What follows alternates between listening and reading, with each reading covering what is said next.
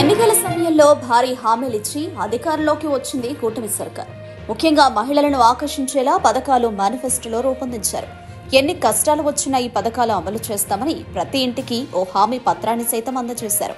దీంతో మెజారిటీ ప్రజలు కూటమి నేతల మాయ మాటలను నమ్మి మోసపోయారు. అందరూ అనుకున్నట్టే కూటమి ప్రభుత్వం అధికారంలోకి వచ్చింది. అయితే పథకాలను అమలు చేయడంలో కూటమి ప్రభుత్వం జాప్యం చేస్తుంది. ముఖ్యంగా సూపర్ 6 అమలు చేయలేక ప్రభుత్వం సతమతమవుతోంది. ఉచిత గ్యాస్ సిలిండర్లు, ఉచిత బస్సు ప్రయాణం, 18 సంవత్సరాలు నిండిన ప్రతి మహిళకు నెలకు 1500, తల్లికి వందనం, రైతులకు పెట్టుబడి సాయం మొదలుగు పథకాలను అమలు చేయడానికి కూటమి సర్కార్ నానా తంటాలు పడుతోంది. వీటిల్లో కొన్ని పథకాలు ఏడాది ఇవ్వడం లేదని తేల్చి చెప్పడం కూడా జరిగింది.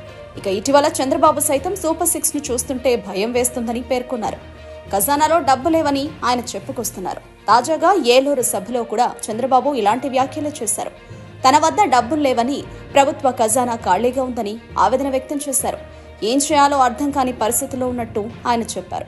10 లక్షల కోట్లకు వడ్డీ అసలు కట్టాల్సింది ఉందన్నారు. వచ్చే ఆదాయం అంతా వడ్డీకే సరిపోయేలా గత ప్రభుత్వం చేసిందని విమర్శించారు.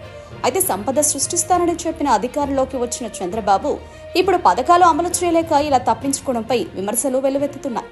2019లో జగన్ సీఎంగా బాధ్యతలు చేపట్టిన నాటికి ఉన్న ఖజానా కన్నా ఇప్పుడు చంద్రబాబు ఖజానాలోనే ఎక్కువ డబ్బులున్నట్టు వైసీపీ నేతలు చెబుతున్నారు. హామీల నుంచి తప్పించుకోవడానికి ఇలాంటి మాటలు మాట్లాడుతున్నారని వైసీపీ నేతలు చంద్రబాబును ఎద్దేవా చేస్తున్నారు. చంద్రబాబు మాటలు వింటుంటే పథకాలు అమలు కష్టంగానే కనిపిస్తోందని రాజకీయ విశ్లేషకులు భావిస్తున్నారు.